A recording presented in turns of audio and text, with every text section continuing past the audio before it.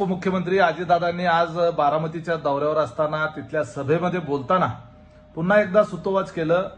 ते म्हणाले की बारामतीकरांना एकदा दुसरा आमदार झाल्यानंतर अजितदादांनी नेमकं या 30-35 वर्षामध्ये बारामतीकरांसाठी ह्या बारामती परिसरासाठी काय काम केलेलं आहे त्याची जाणीव खऱ्या अर्थानं त्या मतदारसंघातल्या नागरिकांना आणि मतदारांना होईल अशा पद्धतीचं वक्तव्य केलं।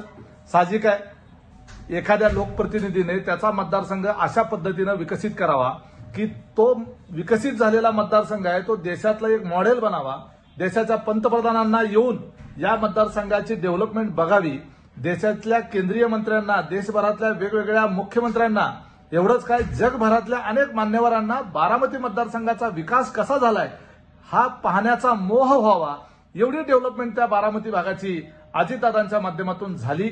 आणि एवढं काम केल्यानंतर सुद्धा लोकसभेच्या निवडणुकीमध्ये अजितदादांच्या उमेदवाराला पराभव पत्करावा लागला याचं कुठेतरी खंत त्यांच्या मनातून ती जाणवते। अजितदादांचं विकासाचं मानबिंदू हा जो आहे तिथल्या त्या बारामतीच्या प्रत्येक दगडामध्ये, बारामतीच्या मातीमध्ये, तिथल्या प्रत्येक झाडामध्ये, तिथल्या कंपनीमधल्या तिथल्या प्रत्येक धुरांड्यामध्ये त्या ठिकाणी आपल्याला जर पाहिलं तर प्रत्येक माणसाला तिथं अजितदादाचा स्पर्श दिसतो। स्वतःचं घर जसं सजवावं, स्वतःच्या घरामध्ये जशा पद्धतीनं आपण काळजी घेऊन स्वतःच्या घराला सजवतो तसा बारामती मतदारसंघ अख्खा अजितदादांनी सजवला, विकसित केला। त्या बारामतीवर मनापासून प्रेम केलं। सकाळी 6 वाजल्यापासून ते रात्रीच्या 11 वाजेपर्यंत सातत्यानं काम करणारा हा नेता जेव्हा त्याच्या आवाहनाला प्रतिसाद देऊन एवढं काम करून सुद्धा जर लोक मतदानाच्या वेळेला जर त्या ठिकाणी विरोधात मतदान करत असतील त्यावेळेला उद्विग्नता येणे साहजिक आहे। आणि त्याच्यातूनच अजितदादांनी म्हटलेलं की बारामतीकरांना कळलं पाहिजे की एखादा दुसरा आमदार झाल्यानंतर त्याची तुलना जी आहे ते मी केलेल्या कामाची तुलना करण्याच्या करता एखादा पर्याय तरी असला पाहिजे। त्याच्याशिवाय कळेल कसं लोकांना की अजितदादांचं केलेलं काम आणि जो नवीन कोण असेल त्याचं केलेलं कामामध्ये काहीतरी फरक। बऱ्याच वेळेला अतिपरिचयामध्ये अवज्ञा होते, आपल्याच माणसाची आपल्याला किंमत नसते।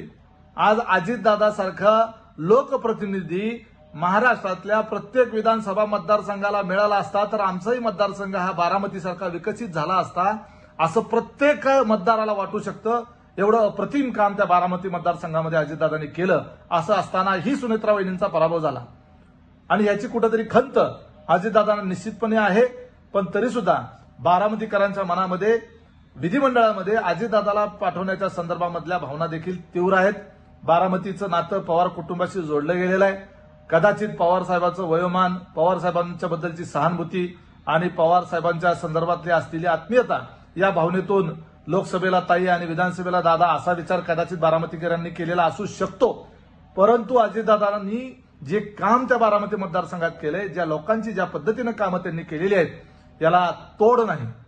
अजितदादाच्या कामाचा वकूफ जो आहे तो महाराष्ट्रामध्ये फार दुर्मिळ एखाद्या नेत्यामध्ये पाहायला मिळतो।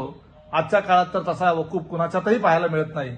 एवढं अजितदादांनी काम त्या बारामती मतदारसंघात केलेलं आहे आणि एवढं काम करून सुद्धा पराभव स्वीकारावा लागणं याची खंत कुणालाही वाटू शकते। हे